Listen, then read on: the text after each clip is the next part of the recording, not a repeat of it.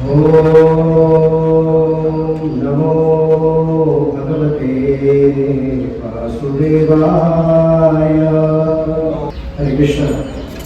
Reading from Srimad Bhagavatam, Canto 1, Chapter 8, entitled Prayers of Queen Kunti and Protection of Maharaj Parikshit. Verse number 11. Sutta Uvacha उपधार्य वचस्तस्या भगवान् भक्तवत्सला अपाण्डवमिदं कर्तुम् द्रोणे अस्त्रम् अबुध्यतः। अनुवाद एवं तात्पर्य चरणानंद भक्तिवेदांत स्वामी श्री प्रभुपाद जी द्वारा अनुवाद।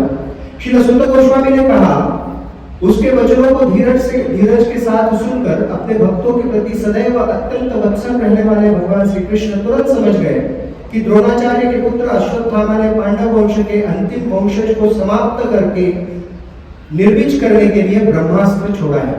तात्पर्य, श्री भगवान सभी प्रकार से निष्पक्ष है, तो भी वे अपने भक्तों का पक्ष लेते हैं, क्योंकि प्रत्येक व्यक्ति के कल्याण के लिए इसकी नितांत आवश्यकता है। पांडव कुल भक्तों का परिवार था, अतएव श्री भगवान चाहते थे कि विश्व के ऊपर शासन चलाए। यही कारण था कि दुर्योधन दल के शासन को समाप्त करके उन्होंने महाराज युधिष्ठिर का शासन स्थापित किया। इसलिए वे गर्भ में स्थित महाराज परीक्षित की रक्षा करना चाह रहे थे। वे नहीं चाहते थे कि संसार पांडव कुल से विहीन हो जाए, जो भक्तों का आदर्श कुल था।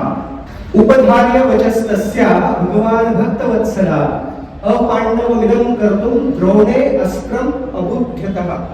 वास्तविक रूप में इन सभी महान भक्तों के बीच में बैठकर श्रीमद् भागवतम पर चर्चा करना, इससे बड़ा सौभाग्य कोई हो नहीं सकता।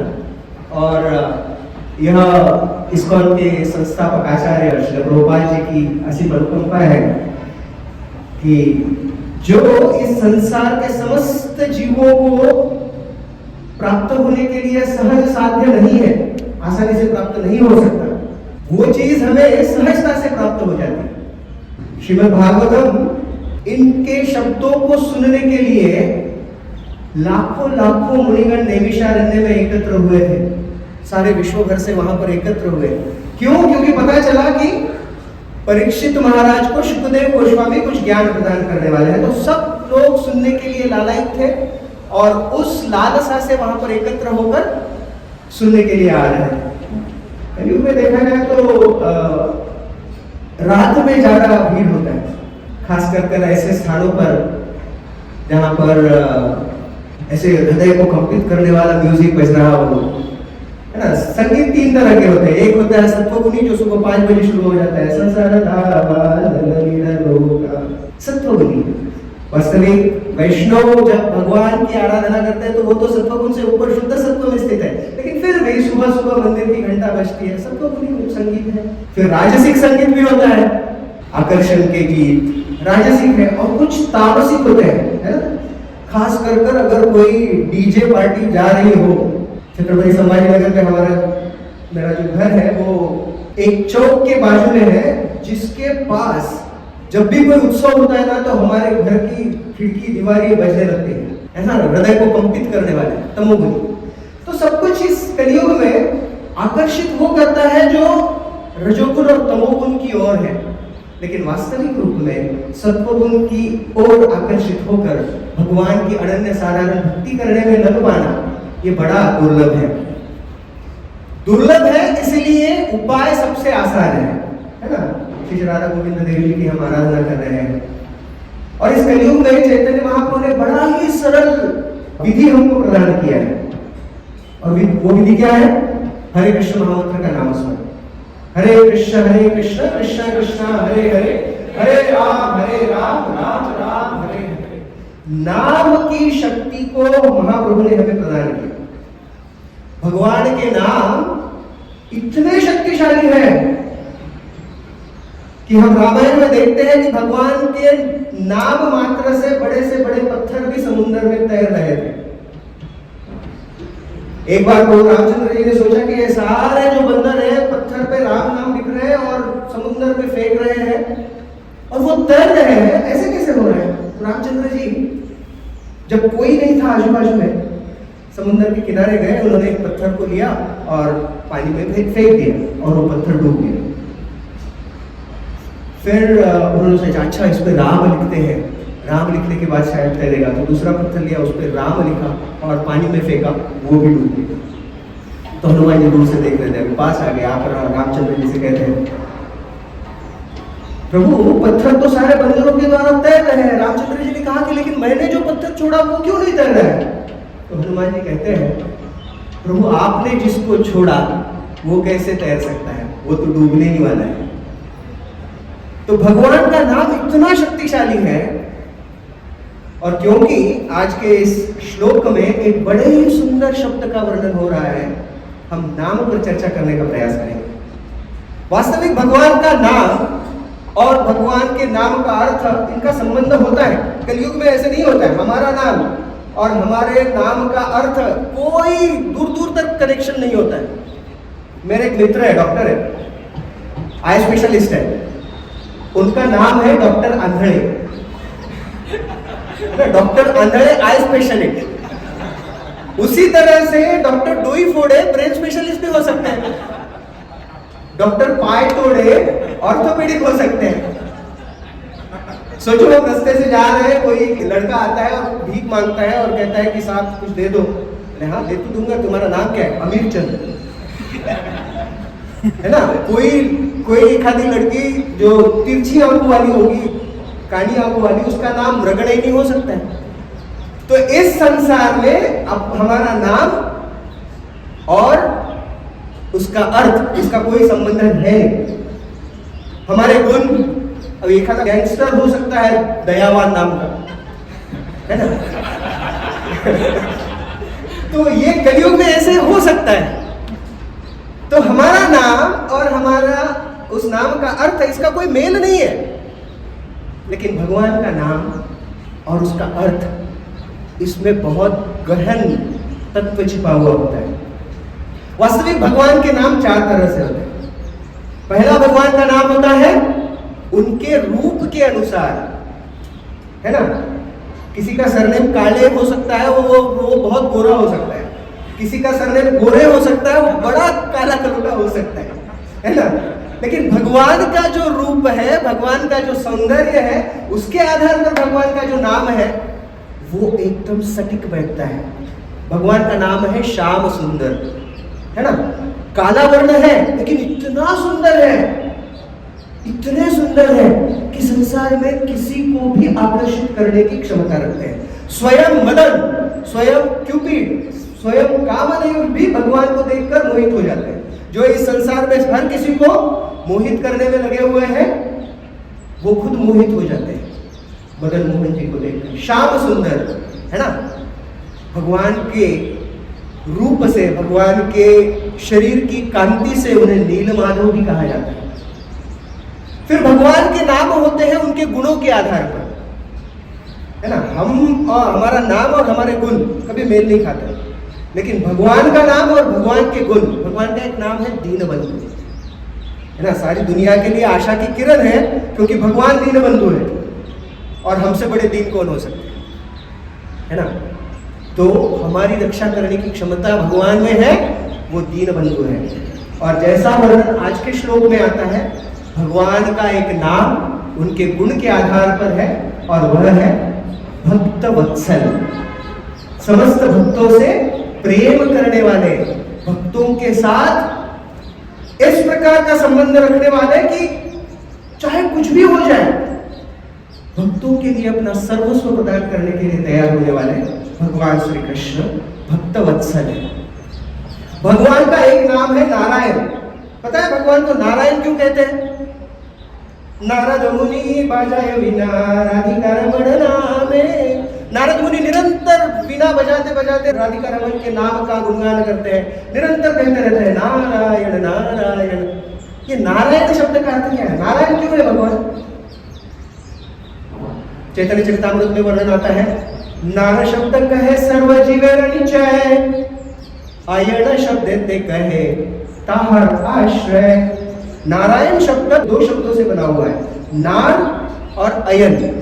नार अर्थात समस्त जीव, ब्रह्मा जी से लेकर आध्यात्मिक जगत में स्थित सभी जीवात्माओं से लेकर इस भौतिक जगत में बद्ध समस्त जीवात्माओं का जो समुदाय है, जीवेर निचय, सारे जीवों को एकत्र करे तो वह है नार। और फिर अयन अर्थात अयन शब्द ते कहे ताहर आश्रय। इन समस्त नार अर्थात समस्त जीवात्माओं के जो आश्रय है वो नार अयन नारायण है।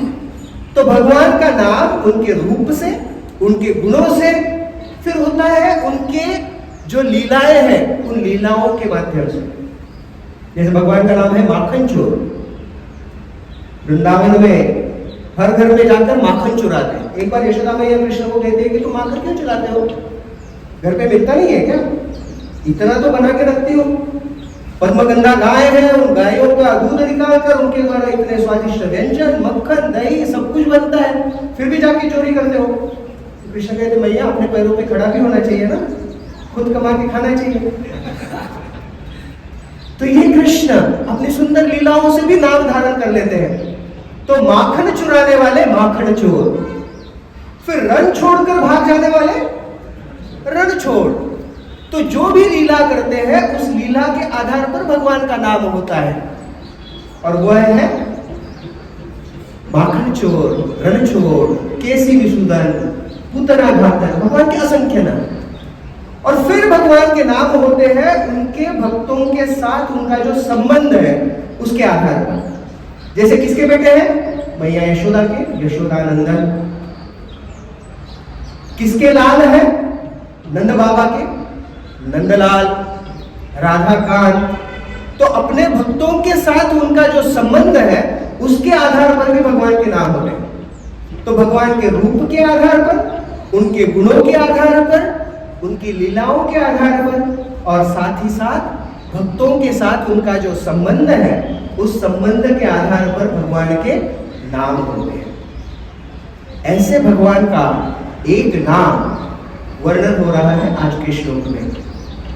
वास्तविक स्थिति क्या है, इतनी भयंकर स्थिति है।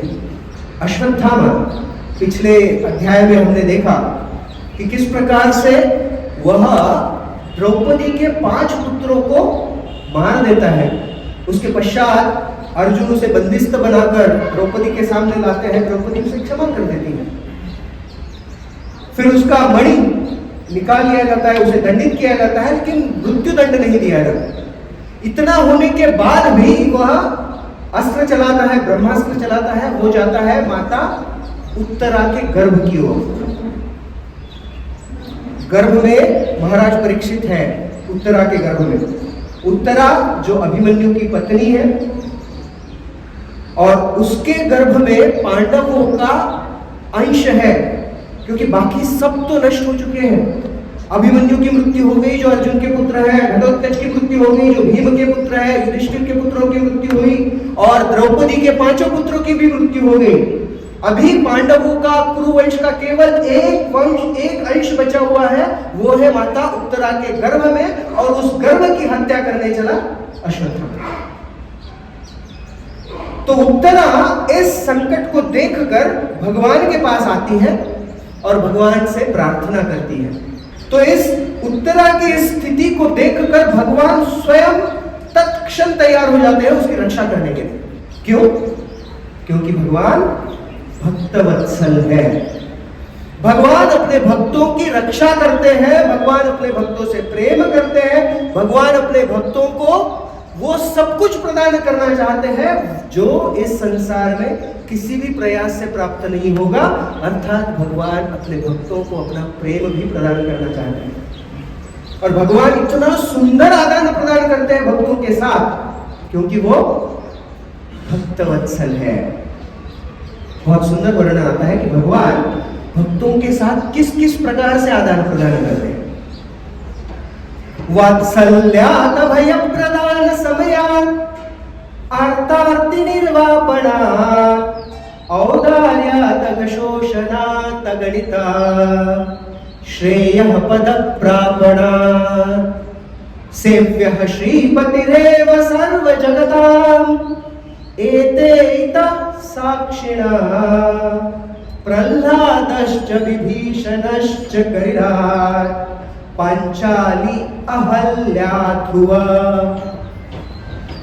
भगवान भक्तवत्सल है और भक्तों के साथ अलग अलग प्रकार से लीला करते हैं। पहला वर्णन आता है, जय श्री राधा गोविंद देव जी की जय, वात्सल्यात् 6 प्रकार से वर्णन आ रहा है। वात्सल्यात् अभय प्रदान समयात् आर्तार्ति निर्वापणात् औदार्यात् अघशोषणात् अगणिता श्रेयः पद प्रापणात्। 6 प्रकार से वात्सल्यात्। हिरण्यकश्यपु जो अपने पुत्र प्रह्लाद को मारना चाहता था, वह अपनी अनन्य साधारण भक्ति के कारण भगवान को आमंत्रित करता है और भगवान एक ऐसा अद्भुत रूप धारण कर कर आते हैं। कैसा रूप है भगवान का? ना नर है ना पशु है। जो जो बुद्धि हिरण्यकश्यपु लगा सका, नर के द्वारा नहीं, पशु के द्वारा नहीं, देवताओं के द्वारा नहीं, असुरों के द्वारा नहीं, घर के अंदर नहीं, घर के बाहर नहीं, जमीन पर नहीं, आकाश में नहीं, जीवित वस्तु से नहीं, मृत वस्तु से नहीं, सारे जो वरदान ब्रह्मा जी ने दिए थे, सभी वरदानों का सम्मान रखते हुए भगवान ने एक ऐसा रूप धारण कर लिया कि जो ना कभी किसी ने देखा था, ना कभी कोई सोच भी सकता है। भगवान नरसिंह बनकर आए और नरसिंह रूप धारण कर दिया, हिरण्यकश्यपु का वध कर दिया। वास्तविक रूप में बड़ी क्रूरता पूर्वक प्रह्लाद को मारने का प्रयास हिरण्यकश्यपु के द्वारा किया गया। उसे जल में डुबाना चाहा, पर्वतों से फेंकना चाहा, हाथी के नीचे लेना चाहा। होलिका, जिसे वरदान था कि वो अग्नि में जलेगी नहीं, उसकी गोद में बिठाकर जलाने का प्रयास किया गया। लेकिन फिर भी प्रह्लाद महाराज अपनी अनन्य साधारण श्रद्धा के कारण निरंतर भगवान की कृपा प्राप्त करने लगे, क्योंकि भगवान भक्तवत्सल है। और फिर पूरी तरह से हिरण्यकश्यपु का वध करने के बाद प्रह्लाद महाराज सुंदर प्रार्थनाएं अर्पित करते हैं नरसिंह देव को। नरसिंह देव को प्रसन्न करने के बाद उनकी गोदी में बैठ जाते हैं। नरसिंह भगवान कहते हैं कि मांगो प्रह्लाद, तुम्हें क्या चाहिए, वरदान मांगो। प्रह्लाद महाराज कहते हैं, एक बहुत बड़े सुंदर रूप से समझा। प्रह्लाद महाराज कहते हैं कि आपके पुत्र कौन है? कहते हैं आप, मेरे पुत्र तो ब्रह्मा जी हैं। अच्छा, आपके पुत्र के पुत्र श्रीमद् भागवतम के अनुसार शिव जी है। आपकी पत्नी लक्ष्मी जी। आपके पुत्र को आपने कभी गोद में बिठाया? नहीं। आपके पौत्र को आपने कभी जीभ से चाटा है प्यार से? बोले नहीं। आपकी पत्नी के सर पे कभी हाथ फेरा है? नहीं। बोले ये सब तो मुझे मिल रहा है, और क्या मांगू, है ना। जब भगवान की स्वयं इतनी अनुकंपा प्राप्त हो रही है प्रह्लाद महाराज को, तो और क्या अभिलाषा रहनी चाहिए। तो प्रह्लाद महाराज गोद में बैठे हुए हैं और नरसिंह देव नर और सिंह का रूप धारण किए हुए प्रह्लाद महाराज को प्यार से चाट रहे हैं। वात्सल्यात्, अपना वात्सल्य भाव प्रदर्शित कर रहे हैं प्रह्लाद के प्रति। वात्सल्यात् अभय प्रदान समयात्, भगवान भक्तवत्सल है, इसलिए प्रह्लाद महाराज के प्रति वात्सल्य भाव भी प्रदर्शित करते हैं। अभय प्रदान, प्रभु रामचंद्र जी अपनी समस्त वानर सेना को लेकर सेतु बांधने हेतु जब भारत के दक्षिणी छोर पर थे, तब विभीषण जब आता है आश्रय ग्रहण करने के लिए। वास्तविक रूप में मैं एक बार एक सेमिनार ले रहा था, HR principles from Indian ethics, human resource principles from Indian ethics. Human resource में ना HR में एक बड़ा ही डरावना शब्द है, फायर, है ना। एक होता है हायरिंग, एक होता है फायरिंग। फायर किया मतलब यहां से निकल जाओ। रामायण में 2 फायरिंग हुई है। पहली फायरिंग हुई जो कल कंपनी का CEO बनने वाला था, उसे बोला कि भाई कंपनी में नहीं रहना है, कंपनी से तुमको निकाल दिया। फायर कौन? प्रभु रामचंद्र जी। वो कंपनी दुख में 14 साल के लिए। दूसरा फायरिंग हुआ लंका में, रावण ने विभीषण को लात मारकर हकाल दिया। तो कभी भी ना, मैं अक्सर कहता हूं कि we should think 10 times before hiring and we should think 1000 times before firing.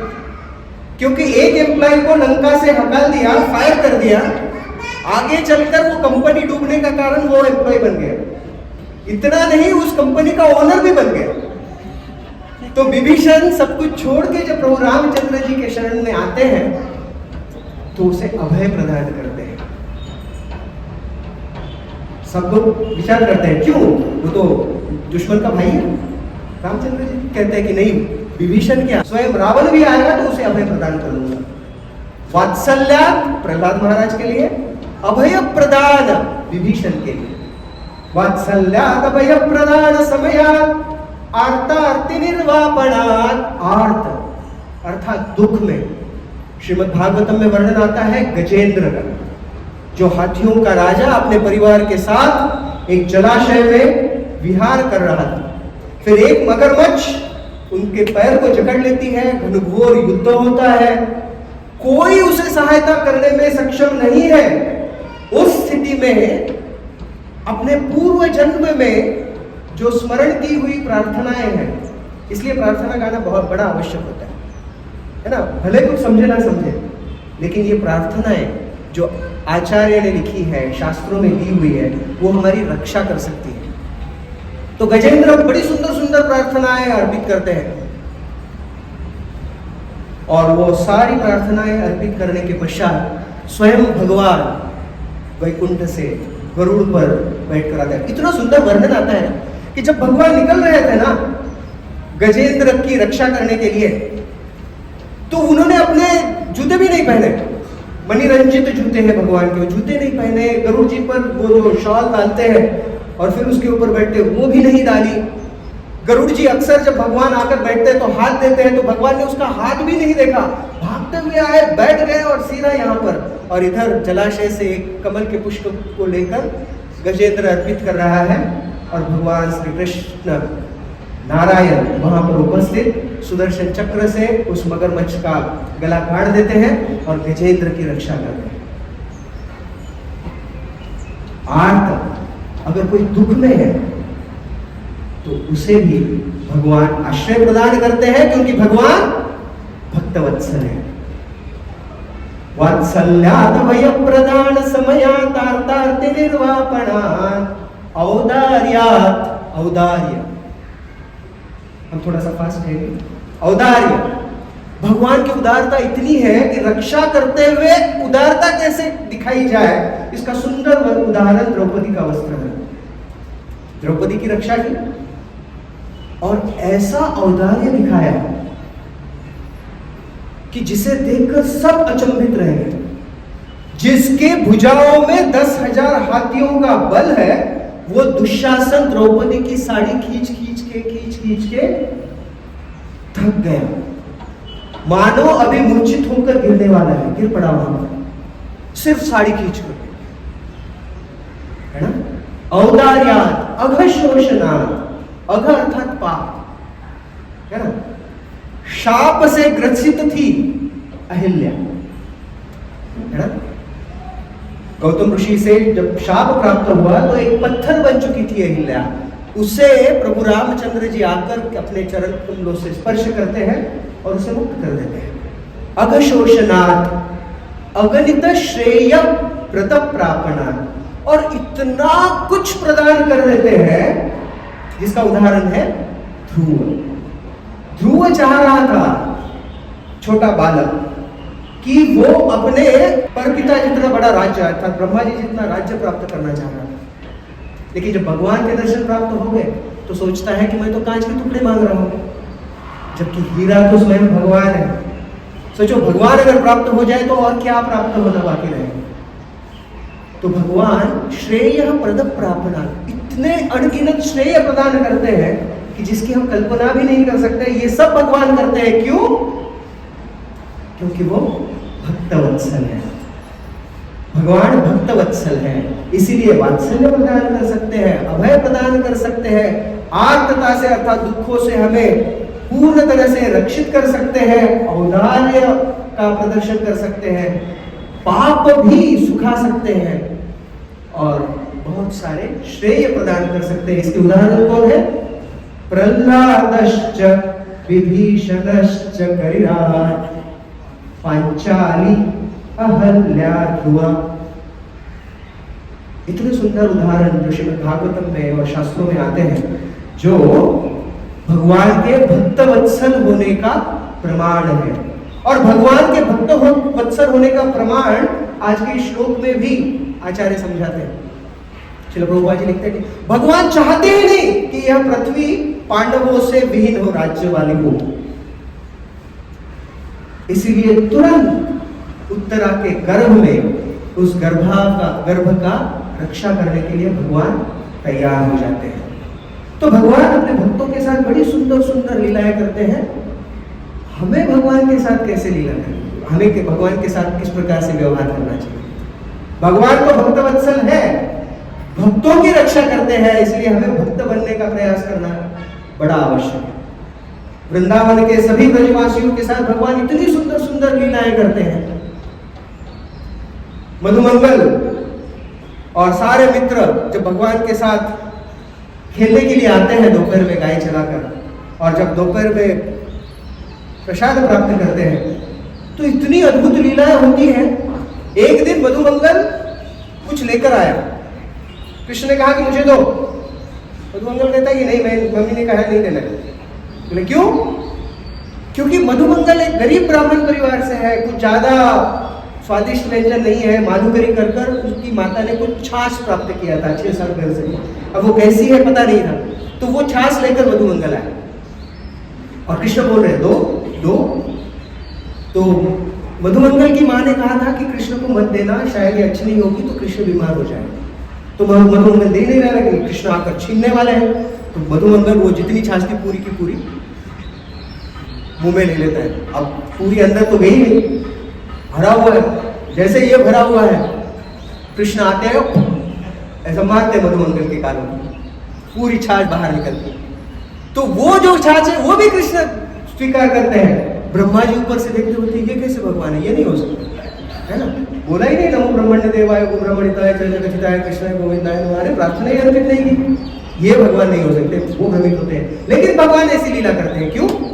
क्योंकि भगवान भक्तवत्सल है। भगवान तो इस प्रकार की लीला करते हैं, अपने विग्रहों के माध्यम से भी भगवान ऐसी लीला करते हैं। एक बड़ी सुंदर कथा आती है। वृंदावन में एक माता जी थी, वास्तविक वो एक बिजनेस करने वाली स्त्री थी, जिसका नाम था चंद्रशशी मुखर्जी। और वो माता जी गौर निताय की आराधना करती थी। गौर निताय के विग्रह उनके पास थे। ये वो गौर निताय के विग्रह थे जो मुरारी गुप्ता जी जिनकी आराधना करते थे। मुरारी गुप्ता जी के प्राण गौर निताय। तो वो फिर वृंदावन आए। वृंदावन में फिर लोई बाजार के पास में ही वो रहा करती थी, एक दूसरे स्थान पर पास। तो वो माता जी गौर निताय की आराधना करती और एक अपने पुत्र के भांति उनकी सेवा करती, बच्चा ही समझती। तो एक दिन गौर निताय उसके सपने में आए और उन्होंने कहा कि भैया खेलने जाते हैं ना हम, तो बड़े कंकर लगते हैं, जूते दो। जूते कुछ नहीं मिलेंगे, जो है उसमें रहो, शांति से रहो, ज्यादा दूर खेलने मत जाना, अपने यहाँ पे ही खेलना, बाहर मत जाना। तो ये गौर निताय अब चंद्रशेषी मुखर्जी माता जी, जिनको पिशी माँ कहा जाता है, वो तो जूते नहीं दे रही है। तो वो एक यात्री आई थी वृंदावन परिक्रमा करने के लिए। तो वो दूसरे माता जी के स्वप्न में गए और कहे कि हम ना वो पिसी माँ के बच्चे हैं, हमको जूते नहीं है, जूते दो ना। उसे समझ में नहीं आया। बोले कहाँ रहते हो? बोले उधर रहते हैं हम, आप आ जाओ, आपको जूते दे दो। तो दूसरे दिन वो जो यात्री थी वो आई और आकर उसने देखा, बोला पिशी माँ कहाँ रहती है? तो किसी ने कहा कि वो बूढ़ी स्त्री उधर रहती है, जाओ।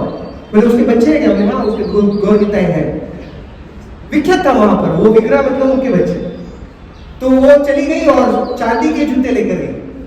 बोले हाँ, यही दोनों थे, यही मांग रहे थे, जूते चाहिए थे। फिर बहुत समय हो गया। फिर पिसी माँ ने 500 रुपए खर्च कर बहुत सारे आभूषण लिए। और वो आभूषण गौरनिताई को दे दिया। तो गौरनिताई फिर से सपने में बोले भैया सब कुछ तो दे दिया लेकिन नुपुर नहीं दिए। बोले नुपुर ऊपर कुछ नहीं मिलेगा, जितना था उतना सब दे दिए, अभी नुपुर नहीं मिलने वाला, और अगर चाहिए तो मांग लो किसी को, वैसे भी तुमको कुछ लगता नहीं किसी को कुछ मांग रही। तो गए दूसरी एक स्त्री के पास, उसको बोले हमें नुपुर चाहिए। फिर दूसरे दिन वो आई, उसने नुपुर प्रदान किए। इतने सुंदर भाव से वो सेवा करती थी गौरनिताई की। तो एक दिन उन्होंने गौरनिताई ने उनसे कहा कि पिशिमा आपको वृंदावन परिक्रमा करनी है। तो उनको एक पालकी में डालकर उनका एक सेवक था मथुरा दास बोलकर, उनके साथ मिलकर वो वृंदावन की परिक्रमा कर रहे हैं। और जब वृंदावन परिक्रमा कर रहे हैं तो ब्रिटिश का रूल था, तो कुछ ब्रिटिशर्स आए, उन्होंने देखा मथुरा दास को, कहा कि कौन है इसके अंदर। इससे पहले एक घटना घटी थी, पिशिमा ने एक ब्राह्मण को रखा था इनकी सेवा करने के लिए, क्योंकि बूढ़ी हो चुकी थी। तो ब्राह्मण वहां पर रहा, कुछ दिन रहा। एक दिन उसने देखा ये बुढ़िया तो बहुत बूढ़ी है, तो उसने गौरनिताई के सारे आभूषण ले लिए और वहां से भाग गया। तो रात में फिर गौरनिताई आते बोलते भैया सारे आभूषण चले गए। बोले क्यों, कौन लेकर गया? बोले वो ब्राह्मण लेकर गया, बड़ी स्वादिष्ट खीर देता था, हमको लगा ले जाता है तो ले जाने दो। बोले क्या खुद का ध्यान नहीं रख सकते? रखना चाहिए खुद का ध्यान। और उसके बाद फिर ये घटना घटी कि वो परिक्रमा करने के लिए जा रहे हैं, तो ब्रिटिश सोल्जर्स आ रहे थे वहां। ब्रिटिश सिपाही आए और ये मथुरा दास सोच रहे हैं कि नहीं, इन्होंने हाथ नहीं लगाना चाहिए, म्लेच्छ है और इनको कोई प्रेम नहीं है भगवान के प्रति। तो वो मन में चाह रहे थे कि ये इसके पास नहीं है। तो गौरनिताई ने पालकी में इतना बड़ा आवाज कर दिया, प्रकाश प्रदीप्त हो गए, तो वो ब्रिटिश सोल्जर डर कर भाग गए। फिर पिशिमा वहां पर आई, बोले क्या हुआ?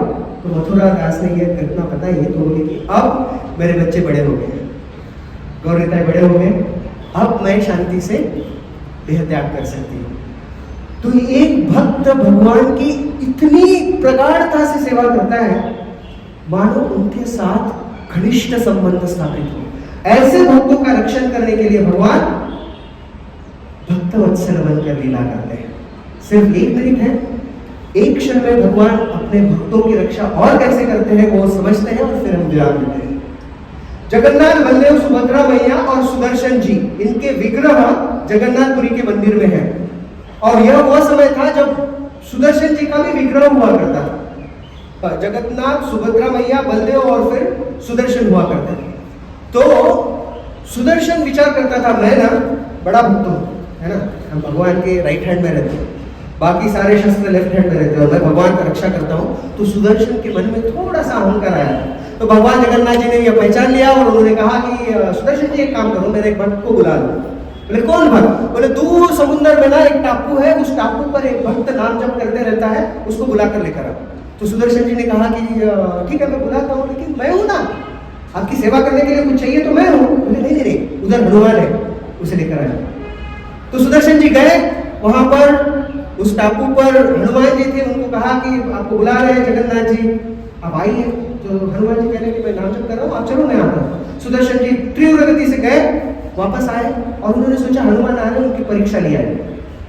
तो सुदर्शन ने क्या किया, अपने आप को 4 चक्रों में विभाजित किया, विस्तारित किया, और जगन्नाथपुरी मंदिर के चारों द्वार पर सुदर्शन चक्र घूम रहे हैं और स्वयं विग्रह के रूप में अंदर जाकर बैठे। अब हनुमान जी आए, वहां पर आए, उन्होंने देखा कि अंदर प्रवेश नहीं कर सकते, सुदर्शन घूम रहे हैं।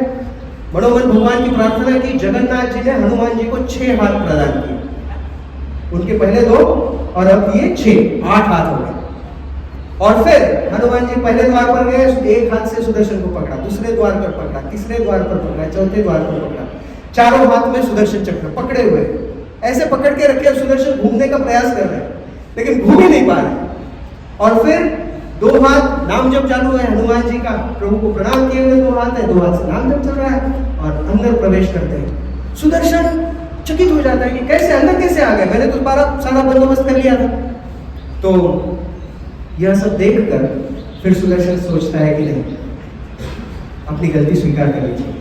वो शरणागत होकर जगन्नाथ जी से प्रार्थना करता है कि प्रभु मुझे क्षमा करो, मेरे अहंकार को आपने आपके भक्त के माध्यम से नष्ट कर दिया।